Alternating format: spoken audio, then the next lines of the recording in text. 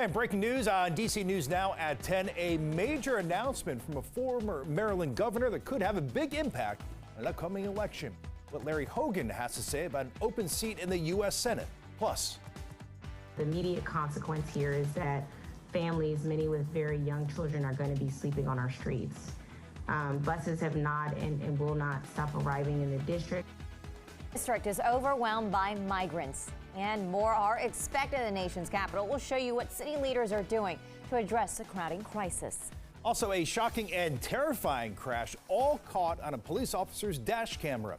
See how this Northern Virginia trooper and two drivers are able to somehow avoid disaster. And good evening, everyone. Weather-wise, we saw increasing clouds today. Another dreary day expected for your Wednesday. Then we'll track in that sunshine. We'll look at your extended forecast coming up.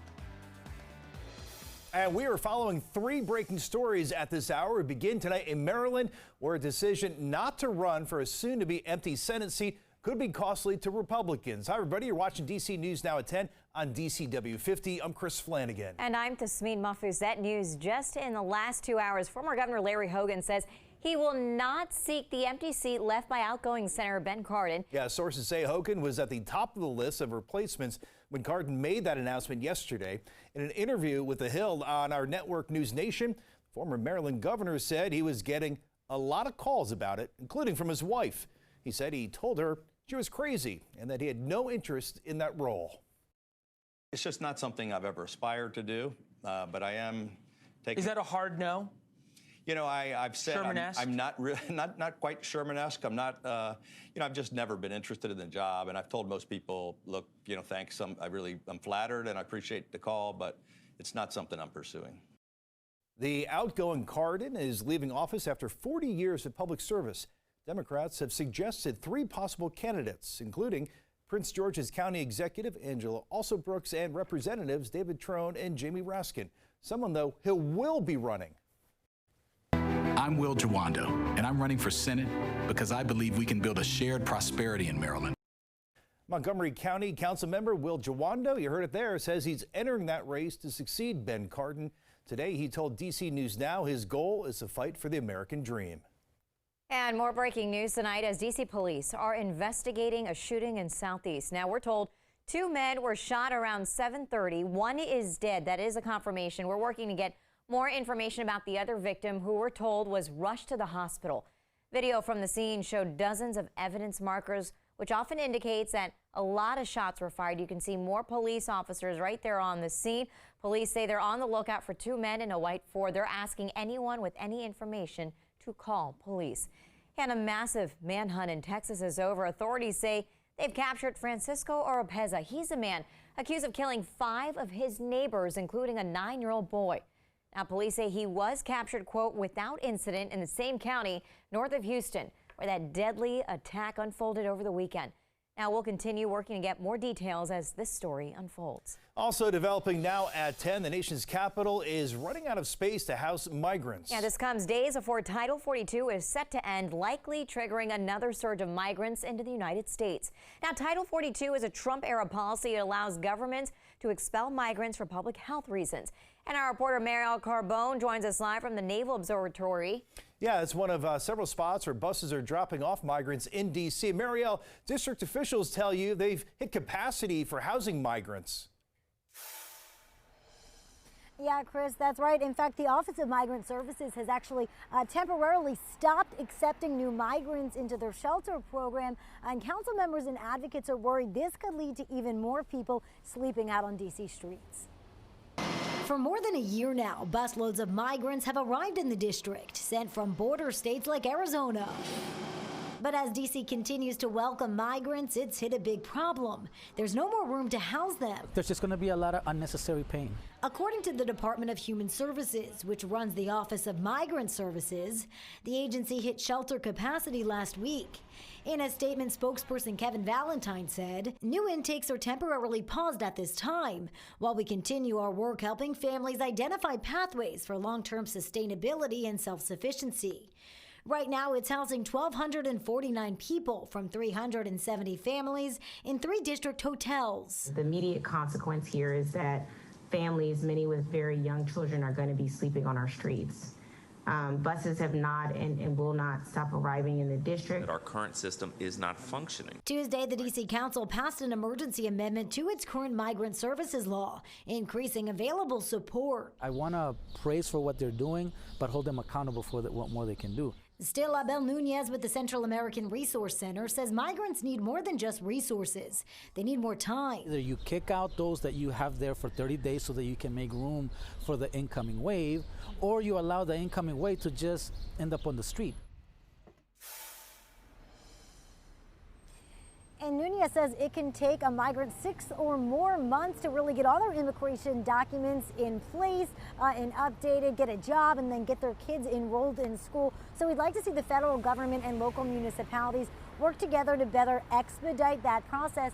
And Kristen Tasmin, this all comes as the Texas governor is now resuming busing migrants. In fact, right now there is a bus heading to Chicago. Reporting live in Northwest D.C. tonight, I'm Marielle Carbone, D.C. News Now. Yeah, and speaking of Texas governor, tonight Greg Abbott has rejected calls from Chicago's mayor to stop sending those busloads of migrants to her city.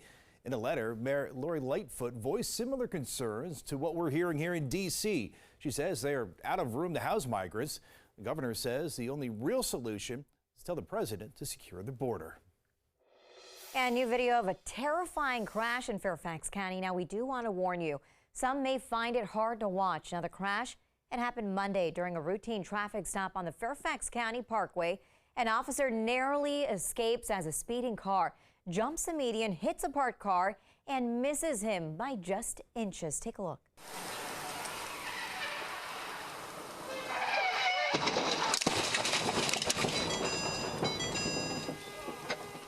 Now, just shocking to see right there. An out-of-control BMW sliding across the median, crashing into the car police had just stopped on the side of the road.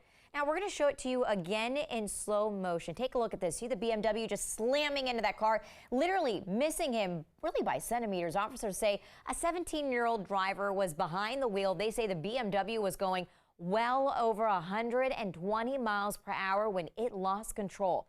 Now, miraculously, we're told no one is seriously hurt by that crash. The driver is being charged with reckless driving, which is a misdemeanor. Now, Fairfax County Police say they hope parents of teenagers will use that video as a chance to talk with their kids about how their decisions can affect others on the road.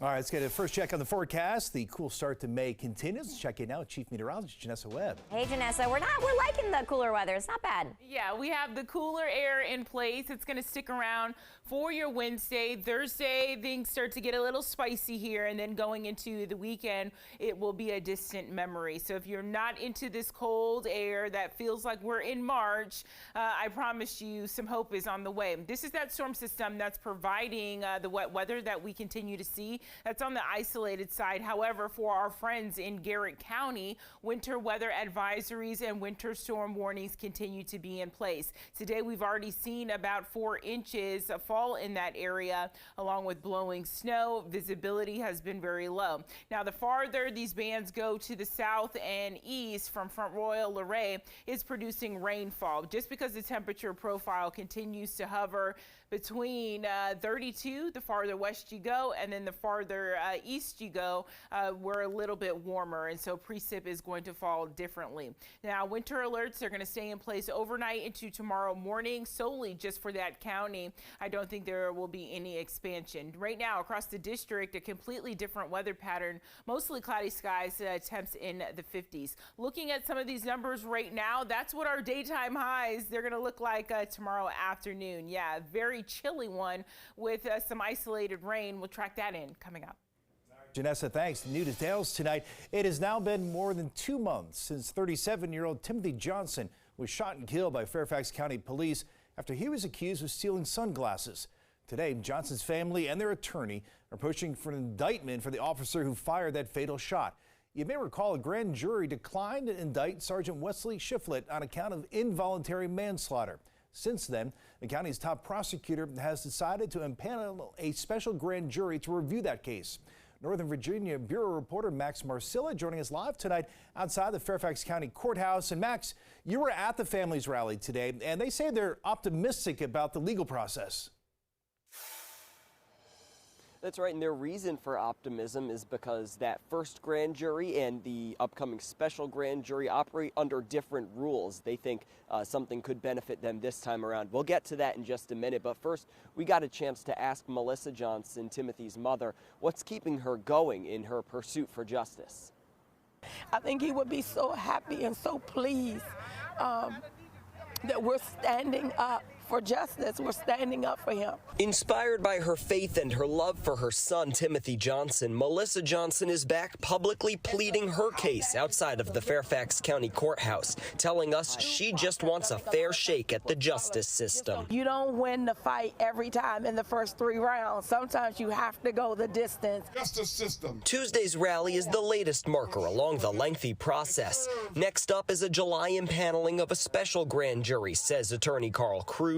The big difference between this grand jury and the last one, Commonwealth's attorney Steve Descano will be able to present evidence directly to these jurors. He knows how we feel, and we know how he feels.